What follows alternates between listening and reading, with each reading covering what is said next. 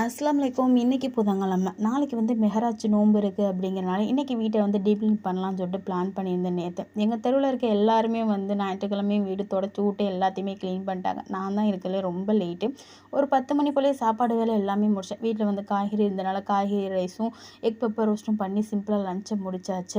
அதுக்கப்புறம் வந்து ரூமில் இருக்க ஃபேனு, ஸ்லாப்பு, அப்புறம் டிவி கபோர்டு எல்லாத்தையுமே தொடச்சி விட்டுட்டு, அதுக்கப்புறம் பார்த்திங்கன்னா கல் உப்பு போட்டு வீட்டை போட்டுட்டு அப்புறம் நீமாயில் விட்டு தொடச்சி விட்டுட்டேன். டபுள் சைடு 2 தடவை துடைச்சி விட்டோம்னா ரொம்ப நீட்டாக சூப்பராக இருக்கும் அப்படின்ட்டு ஒரு சிஸ்டர் வந்து கமெண்ட் பண்ணியிருந்தாங்க. இந்த மாதிரி எப்படி அடுப்பு சுத்தமாக வச்சுருக்கீங்க, எப்படி மெயின்டைன் பண்ணுறீங்கன்னு கேட்டிருந்தாங்க. அப்படிலாம் எதுவும் இல்லை சிஸ்டம்.